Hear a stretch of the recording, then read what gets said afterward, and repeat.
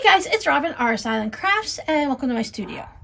In a recent Whip It Wednesday video, I showed you guys some of the crocheted squares that I'm doing out of sock white yarn for a future crocheted blanket for myself. And I had a handful of requests to show how I do my granny squares. Instead of trying to show you on this really skinny yarn with small hooks, I pulled out some larger worsted weight yarn. Just to give you an idea, sock white yarn is a number 1. And this yarn is a number 4. It's a worsted weight. The thinner the yarn, the smaller the number, the bigger the number, the thicker the yarn. When you go yarn shopping, to give you a little bit of an idea here on how it works. See how it says a number 4 there? That means that it is a 4 weight yarn, which is a worsted weight. It's a medium weight. There's all kinds of information online for this, and it tells you what size needles you would generally use for this, which is an 8, and that you would use a J hook or a 10. Oh wait, a J-10, which is 6 millimeters. So they come in millimeters and then just regular old universal numbers. So I pulled out my crochet hook that is a J or 6.0 millimeter. In this video, I'm not going to teach you how to actually crochet. So you might need to pick up that information from another YouTube video. But if you already know a little bit of the basics about crochet, or you might even be able to figure it out a little bit from what I show you, I'm just going to show you the actual process of crocheting a granny square. I went ahead and made this one up just to show you what it looks like, but I don't want to cut my yarn because I'm going to use this for something else. I made myself some fingerless mitts out of it. They look like this. It's the type of yarn that changes colors as you go. This is Red Heart, and it's called Fruity Stripe because it kind of reminds me of different Fruit Stripes gum and such. So if we were to do an entire blanket in this, it would change colors as we go, so all of our blocks would be different. This one has the orange and the yellow in it. We would get some with the deep dark purple and pink and bright pink in it, so you'd have a good variety of colors, a very bright and colorful crochet blanket. Or you can just make them one solid color and then just change the color for each. The part that I like about crochet compared to knitting is if you make a mistake when you're crocheting, it's really easy just to pull out that area that you need to redo. You don't have to worry about any of the other stitches. When you're knitting, you have to worry about drop stitches. And a drop stitch is basically just a stitch that dropped off the needles. And that would go all the way down to the bottom of, say, your sweater or something, and it would all fall apart and you'd have to start all over. If I were to put this in my bag, the cat's got it, a small child, they pulled on it or something, they're not going to ruin the rest of my project. They're just going to pull out one section and I'll have to redo that. If you want, you can take one of these locking stitch markers, put it through that loop that's right there.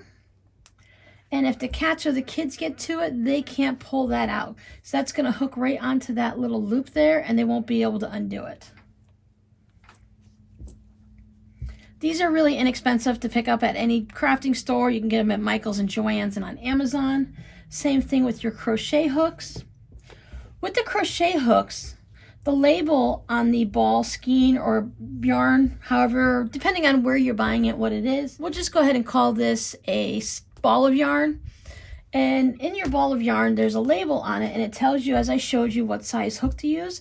But if you are a tight crocheter, then your project is going to be tighter and smaller than someone who's a loose crocheter, whose theirs would be looser and more open than someone who just uses the exact same size hook or knitting needle that the label calls for.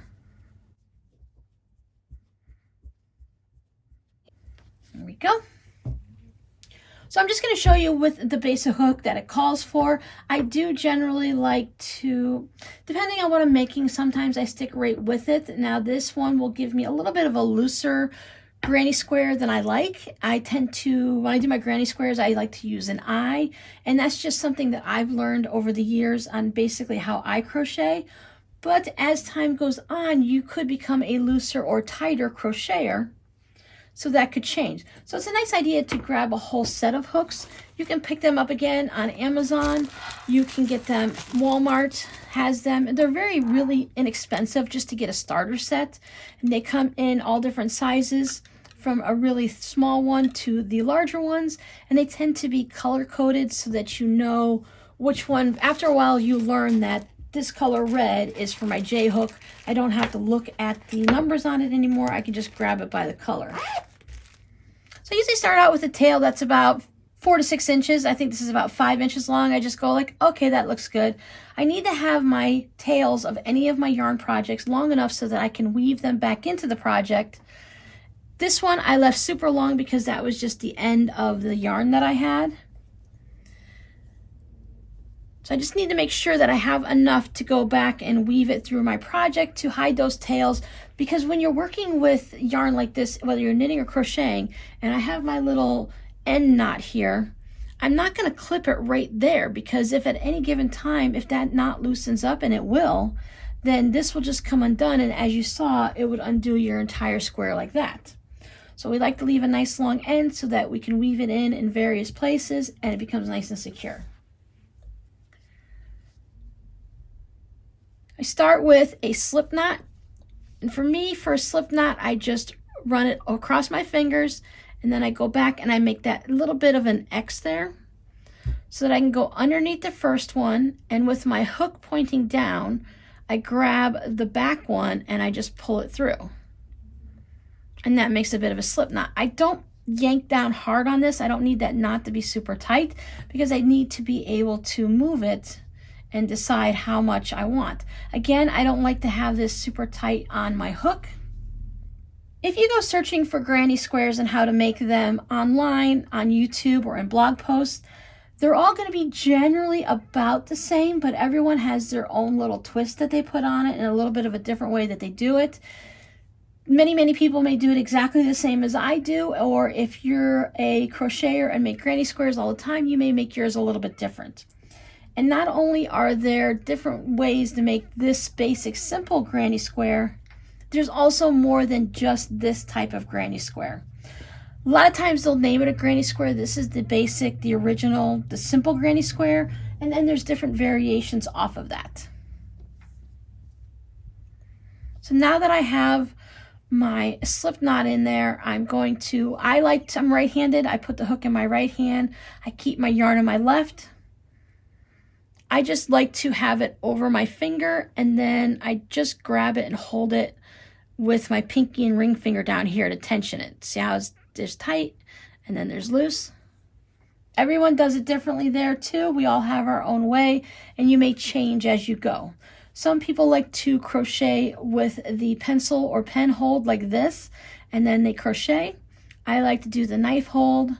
It's just something the way I taught myself. I must have saw a picture somewhere, and that's just how I do it. And as I have my yarn coming off of the ball over here, I also like to put on the other side of my finger the tail. I want to make sure when I'm crocheting that I'm going into the ball and not here, because obviously I'd get to the end of the tail and I wouldn't be able to do anything.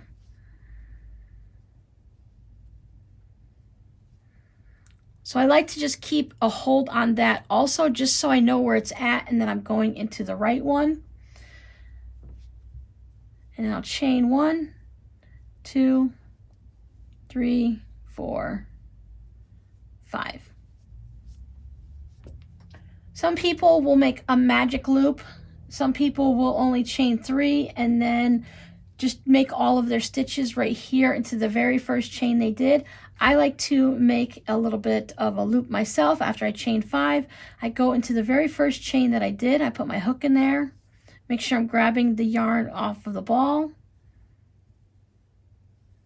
And I slip it through there, and then I slip it through the one that's on my hook. And if you look right here, I have that little bit of a circle, and this is where I'm going to put all of my stitches in at the beginning.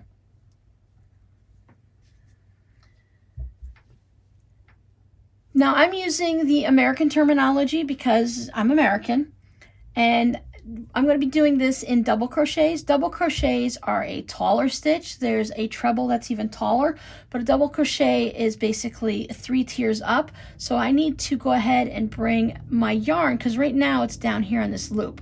So I need to bring it up 1, 2, 3 chains to make it tall enough to match the rest of my double crochets.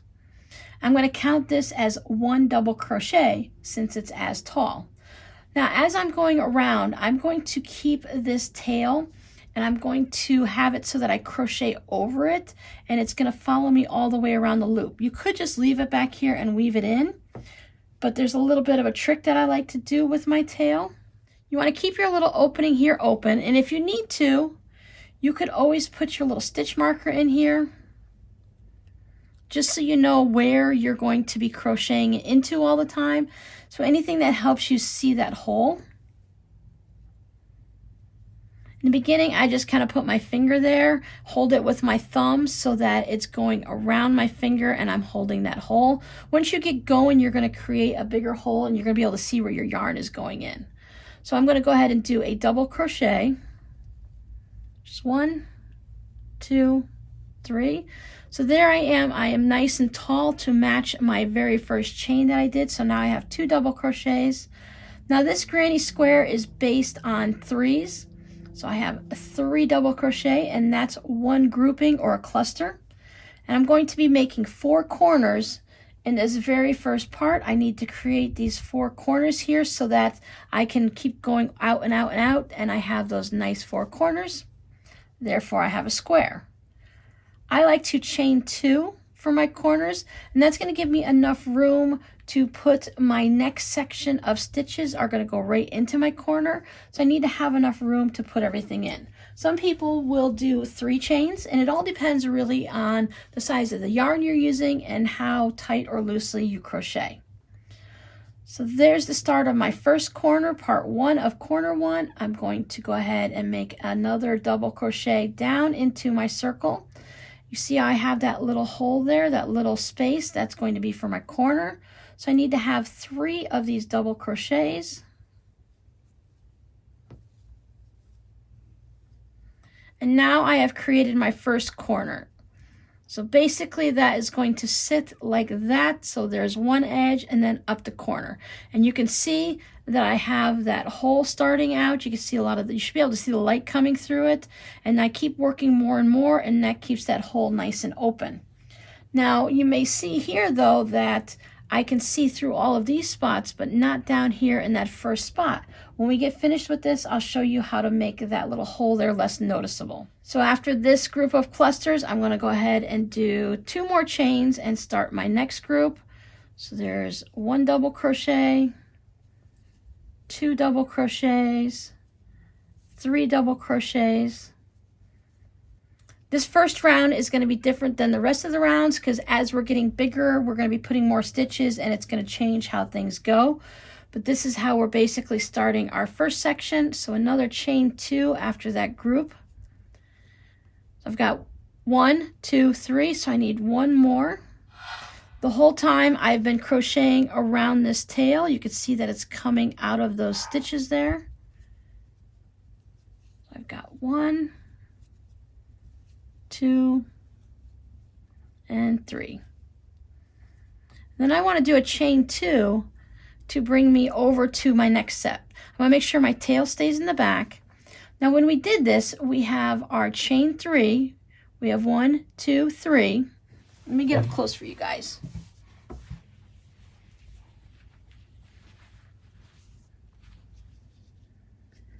So there's our hole, right? And we got our 3 double crochets. So then we have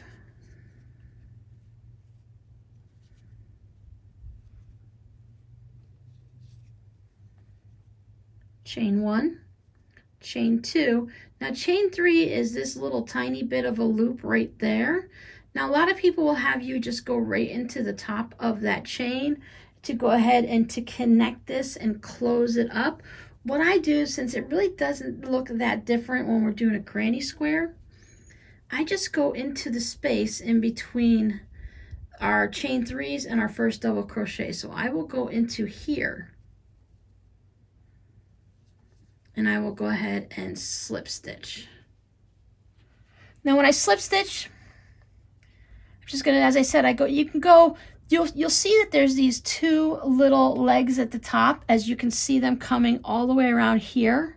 That's our actual stitch at the top of it. You can go through that if you'd like, and then bring it through there, and then bring that same loop without yarning over or anything and bring it through there. And that went ahead and made our 4 corners. They don't look like much corners yet. They're just kind of tiny. But I need to get over to this next hole to go ahead and start it. And for me to do that, to travel in crochet, I'm going to go to this next section where I have those 2 stitches. I'm going to slip through that, and I'm going to go right into this hole and do my slip stitch through there. And that brings me right to that corner. Now for me to tighten up this little hole here, I just grab the tail end, and I'm going to hold it on here, and I'm going to tighten up this tail end. And when I do that, it's going to tighten up that circle and bring everything nice and snug so that I don't have that giant gaping hole. When I weave in the ends later, I'll take this and I'll weave it back in underneath all of these stitches and give it a nice little tug again, and it'll keep that nice and closed up so I won't have that gaping hole. I am back at my corners, so I need to get taller again to match up my stitches. So I'm going to chain 3. So to make my first actual corner, I have my double crochet 1. Remember, we're doing it in groups of 3, so I have double crochet 2, double crochet 3. And since this is an actual corner, I'm going to chain 2. And in the same hole, I'm going to do another set of 3 double crochets.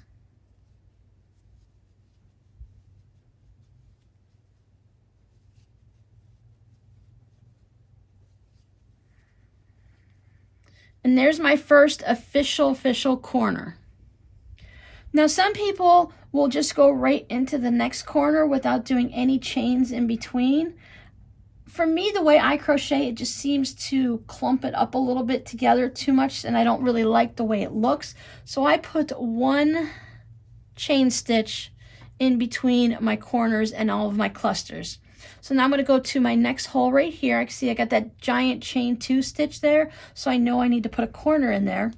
As we get going, it's going to be real easy to see where your corners are, but for now I know there is going to be one there because I've got a chain 2 and it's got a giant hole.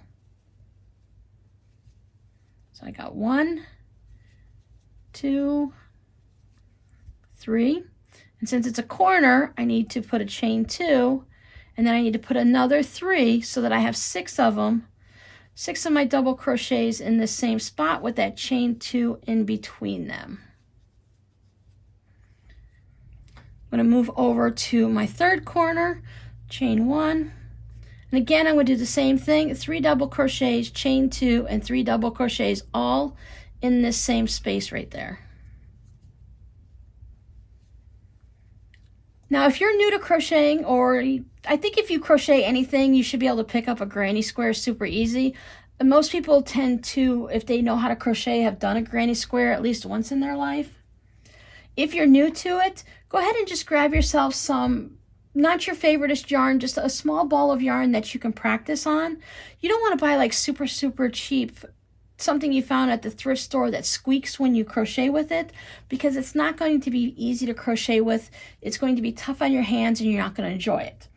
So you can go ahead and pick yourself up something that's halfway decent, that feels soft at the store, whether you pick it up at Michael's or Joann's. If you're going to use wool or an acrylic or cotton, cotton is really good for a blanket in a lot of places around the world.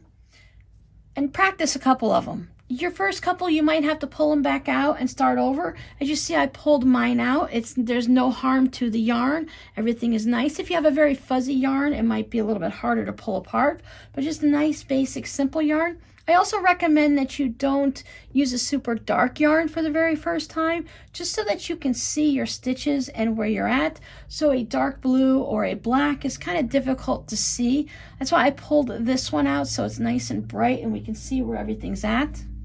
I'm going to go and into my fourth one here and make my fourth corner. So one of the nice things about crochet compared to doing a quilt block, you can easily pull out your square and get rid of all of the evidence, and no one will see anything that you did. And if it comes out wonky, you can keep practicing over and over again until you get it right. Now I'm stopping for a second because I split my yarn. I ended up getting stuck into a different piece of the yarn, so I'm just going to go ahead and take that one out and do it again and make it nice.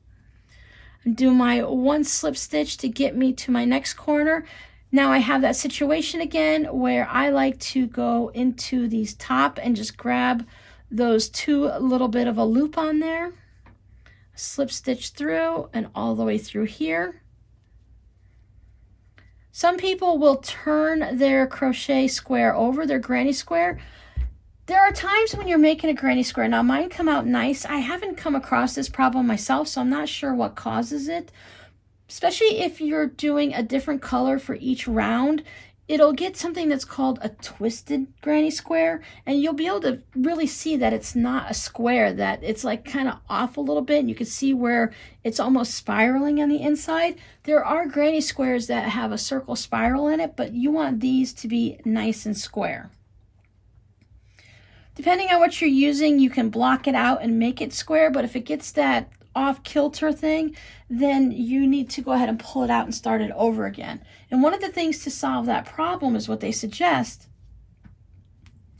is after you do the one round, you go ahead and flip it over so you're now crocheting on the back. And you'd be working from there. I don't do that. I just keep going around. So I'm going to slip stitch into the next one here. And then there's a different version. The same thing, you're going to make it the same way exists, but instead of doing it with 3 and then 3, some people will only do the second half of their corner. So what they do is they chain 3. And they do this grouping, this cluster of double crochet. So I've got 1, 2, and 3. And they stop there. So then I'll chain 1. Now you see I have a corner here and a corner here. So I have this space here along the long edge. And now this one, I'm just going to do a grouping of the 3 double crochets. So I'm going to make that one little small cluster so that I can keep stretching out my square. So here I have a corner and a corner, but I have 3 of those groupings of 3 double crochets along this long edge. And as you get going and you make it bigger and bigger, you're going to have more in between your corners, and that's how everything's going to grow. You can take this one granny square and make an entire blanket and never make anything but this one square, and just keep going round and round and round until it's big enough for your purposes, whether it's for the couch or for a bed. So I have my 3 double crochets. I'm going to leave them there, and then into this little hole here where I only have that one chain, I'm going to do 3 double crochets. 1, 2, and 3. I'm going to do my chain 1 that I like to do, and now I'm going to go into this corner. I can see this is a corner because I can see that there are 6 of them together all in one hole. Where here, I don't have anything. I have 3 double crochets and a hole on top of it.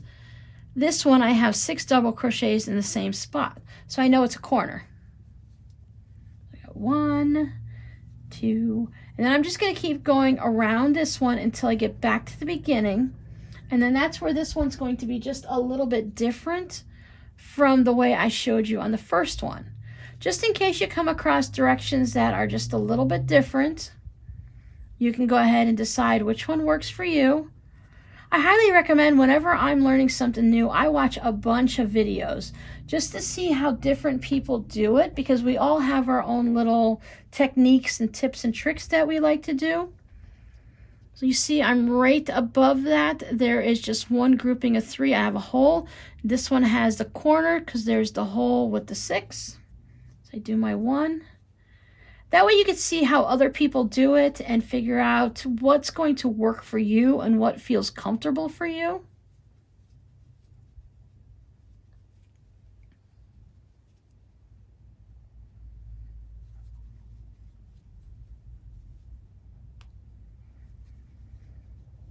When we get a little further out and I have a little bit more and I'm not holding so much into my hand here, I have more to show you, I'll go ahead and do a round and we'll do it nice and slow so you can see it in slow motion. That way we'll have all of the little steps. Again, I just have that one little spot. There's no crochet into the hole here.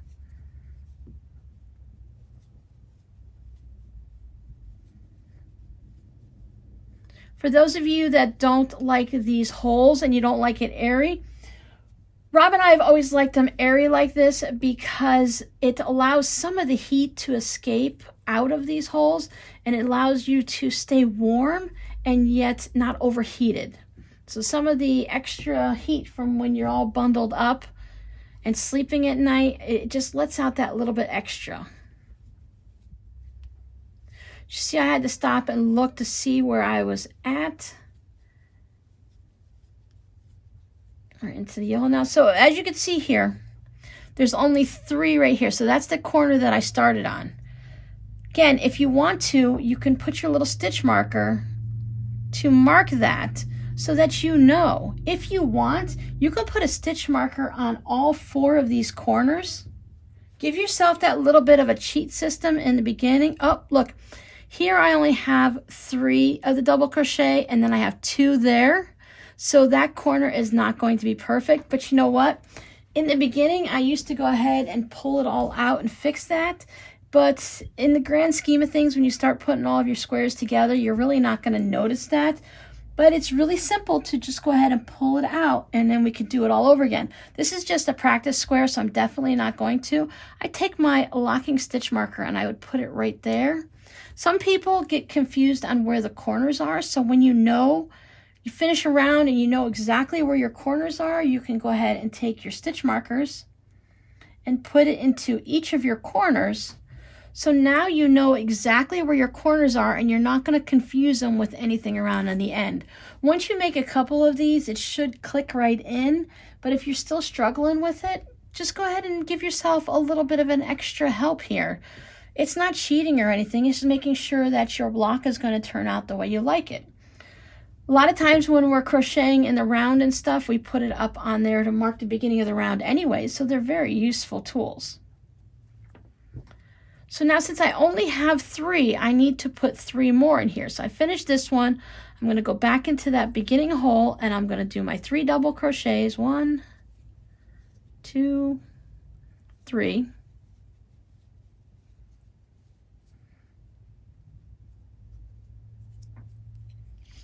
Now remember I had to have a chain 2 to make that corner. So there's 1 and 2. Now you could take your hook and you could slip it in at the top of that chain 3 if you want, or as I go into on that very first double crochet, and then you pull it through, and then you go ahead and just chain 1 and you're all set to start again. Now this makes it really easy so that you can turn and go back around. So that if you're going to be flip-flopping it back and forth so you don't have a right side or a wrong side, it's really easier if you just do your 3 in the corner, your very first corner, and then do 6 in all of your other corners. So that when we get to this part and we want to turn, then we can just turn it around this way. I can slip stitch into that hole and then do my chain 3. 1, 2, 3. These definitely have a right side or a wrong side. You can see how this one kind of has a smooth flat finish to the front, and when you turn it around, it's got more of the, you can see the back of the stitches and they're more rounded. So you definitely have an obvious one, but if you do it and you switch it each time like I did on this one, you can't actually see a front and a back. I really like to have, I was doing it to where I turned it on each one, but then I realized that in the past I've always done it with just right from the front, and I like that flat, smooth look to it. It's kind of like this is the knit side of a sweater, and this is the purl side of the sweater if you're a knitter. So we continue on, we will do our 2 double crochets and do that half of that corner. Chain 1 to move along. Now this time, since we've gone around again, we have 1, 2 holes because we know our corners are here because we've had our stitch marker in it.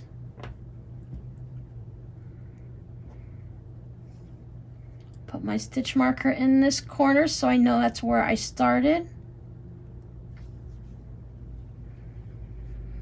So we're at this corner and this corner. So now we need to put 3 double crochet here. I like to do the chain 1 and then 3 double crochet. I'm going to skip the chain 1 just so you can see what it looks like. You want to stay consistent when you're going through, but it's not, these are like almost like doing a scrappy quilt. You're not having any like we're not matching points and corners or anything. Your yarn, especially if you're using Wild and Crazy yarn, it's going to hide any of the little bit of a mistake. You're not going to see on here anywhere if I didn't put, you know, 6 stitches in each corner. You're not going to notice that right away unless you pick it up and start looking at it. It's not going to, when you're holding it and you're looking at your blanket, it's not going to jump out right at you. So let me skip that chain 1. So we're just going to go right from our corner where we got our first 3 double crochets. I'm going to go right into here. And you see how I'm not yanking down hard on the yarn. I'm not being all like loosey-goosey. For me, as you see, this is a little bit loose. This is why I go to a smaller crochet hook, but I wanted you to see the exact size that this yarn calls for and just to see how it looks. So I've got no chains, no chains in this one. I'm just going to go right into my 3 double crochets. 1, 2, and 3. I'm not going to chain. I'm going to go right to this next one. I know it's not a corner. So 1,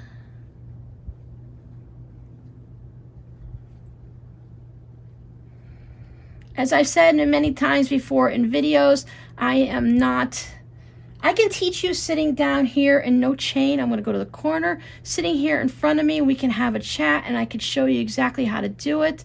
But for a video tutorial, this is definitely not my strong point. But if you just want to see how I do it compared to other people, chain 2, we have to have a chain of some form in here to allow us to fit all of these stitches in there. If we don't do a chain, 1, 2, 3, various depending on the size yarn you're using and such, your hook is going to change it. So even with a larger yarn, chances are you're still going to do a chain 2. We need to be able to fit all of those stitches in there, so we need to have room.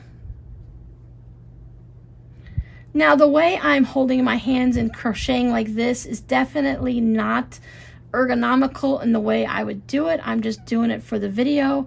I have the yarn is still being tensioned down there on my pinky. I'm holding onto this to keep it nice and secure and steady, and then I'm just making my stitches. In a minute I'll go ahead and crochet around just at my normal speed, holding it like I normally would. Kind of hard to go slow, just so that you can get an idea of how fast these are to make. Whoops, so used to chaining. Crochet, for me, I find that crochet is much quicker and simpler than knitting. I feel like knitting has just so many extra rules that it kind of takes away some of the creativity for me. Now, people make some amazing things, but it's a lot of math with knitting, and you really need to know how things work. Now, crochet, you can just pick up some yarn and a crochet hook, and you can crochet a sweater. Because with crochet, you can just simply crochet your first length of chain in a foundation row or your first row. You can put it around your waist and say, okay, that's going to be big enough and we're good to go. With knitting, you have to do a bunch of math to figure out the needle size and the stitching and your gauge. Crochet, I can try it on as I go. I can just keep crocheting it, and then when I say, oh, okay, this is big enough, I'll stop right there. There's no binding off. You just, at the end, I'll show you how to stop your thread, your yarn, and how to finish it off. So there's a lot of, in my opinion, we all have our own opinion. We all have our own crafts and what we do and don't like to do. And some things are just different for everybody. Like some people love to do that foundation paper piecing with 35 little pieces in a 9.5 inch block, and that is definitely not enjoyable to me, but I can appreciate how gorgeous those blocks are. So for me, I find that knitting is a certain thing for some things, and then I like crochet for others. Now doing it like this, it's already given me an ache in my shoulder, so if your body is starting to hurt, you're probably holding it in a weird position that's not good for your body, or you're clamping down too tight on your hook and you're causing a lot of tension.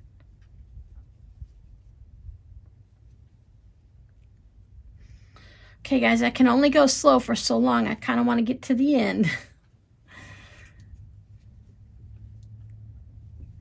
Now by skipping that chain 1 all the way around in those different places, I am causing it to bubble up because these parts in here are taller.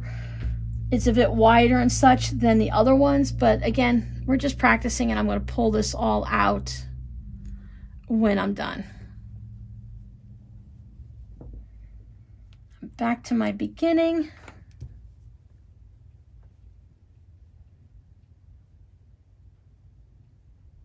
Let me just go in there. Oh, that's why it didn't work, because I forgot I got to do the chain, I got to do the 3 double crochets because we only did half of a corner. So 1. See how you could see right away I got used to doing the granny square, so I'm like, okay, there's something wrong there. Let me see why it doesn't look right. That's better. You just leave out a big loop.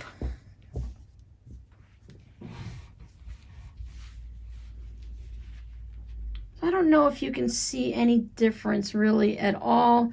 I find for me, so we have a chain 1 here and no here. I just find that I like that little extra openness that it gives me. I like that little extra bit of space that I get in here that gives me room to put them, and it's not clustering all of them together. So I have a little bit of extra room.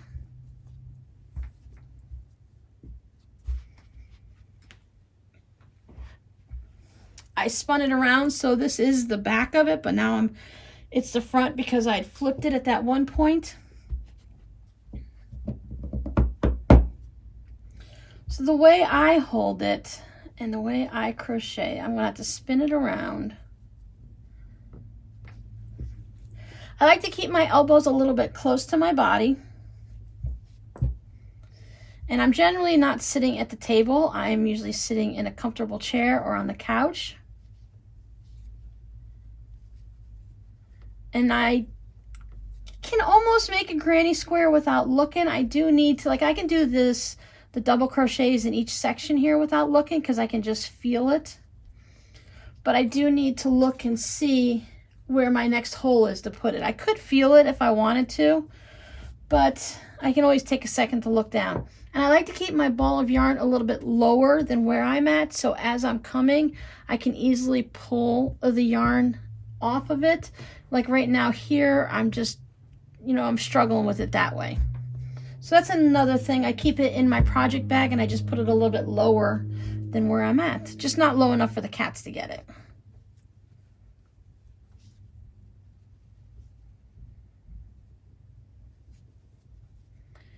Then I will talk so that you know I'm not fast forwarding it. Sometimes I find that my hands feel a little bit not sticky, like maybe they're too dry, so I will put some lotion on it, but I make sure I use a non-greasy lotion so it doesn't get onto my yarn. And I generally only put lotion on my hands when I'm working on my own projects here at home. If I were to be making something for you or for the shop, then I don't put any lotion on it because I don't want to take the chance of it getting onto your project. Because for me, I know it's no big deal. I'll just go ahead and throw it in the washer, and I know my lotion, it's hypoallergenic, non-greasy formula. It gets absorbed pretty quick, so there's never any real problems with it. I have noticed with these hooks that with my other hooks, the more you use them, the natural oils for your hands would get onto the metal and it would make it smoother. And the more you worked it through the yarn, the smoother it would get. And you wouldn't have these little catches like I'm doing here where I'm having a hard time getting it to stay on the hook and to go through. A lot of times that will tell you that you've got the wrong hook size, that you need to go down to a smaller hook. And if you're having a hard time pulling it through, then you need to go to a larger hook.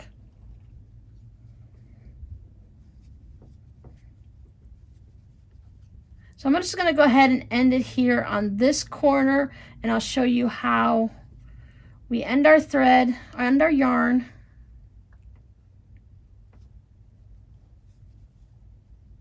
Ay, ay, ay.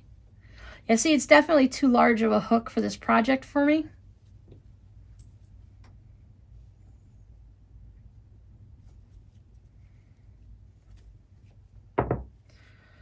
See, super easy. I'm just going to get us back to the beginning so that instead of crocheting all the way around, I can just show you how we end it.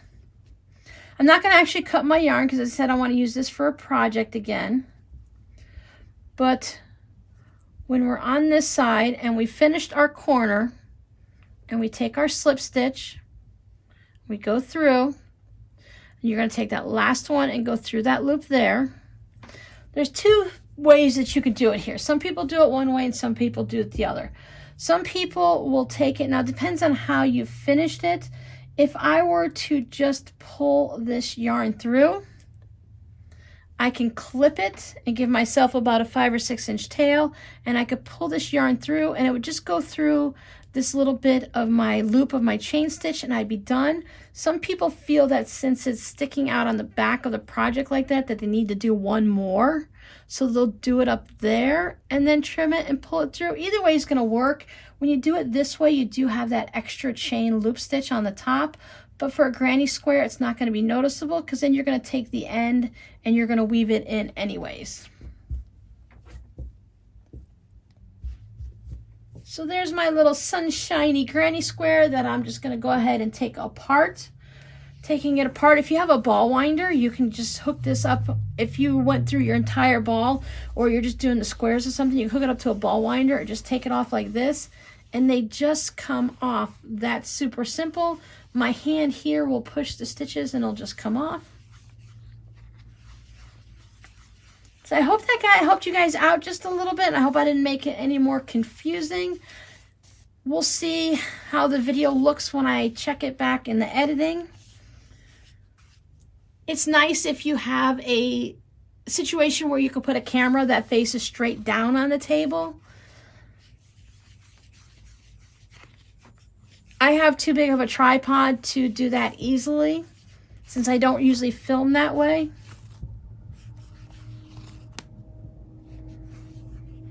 But a little search on YouTube and you can find lots of videos for how to crochet a granny square. If you have any questions, please leave them down below in the comments. If you watched one of my recent Whip It Wednesday videos all the way to the end, you know that I've fallen in love with Karen Puzzles and how at the end of her video, she gives you a little keyword or a key phrase for the super fans to put in the comments to let me know that you watched the video all the way to the end. There is no reward in it. There's nothing, you don't get anything out of it. Just the fact of that I will know that you are a super fan and you love my videos and you watch them all the way to the end in support of my channel. And I thank you so much. If you watch it all the way to the end, use the word Tutti Frutti. However you want to spell it, I think it's T-U-T-T-I-F-R-U-I-T-T-I, Tutti Frutti. And that way, if you say, you don't have to say like, oh, I watched it all the way and the keyword is Tutti Frutti. If you just want to say like, oh, I love Tutti Frutti gum. Tutti Frutti that's a wonderful Tutti Frutti color. The name Tutti Frutti makes me laugh. However you want to put it into a sentence, it gives you guys a little bit of fun creativity to come up with something. And I just really liked that idea. How long we'll do it, I don't know. Probably not very long, but for now, I thought it was a really fun idea. So thanks for hanging out with me, and I'll see you guys next time. Bye.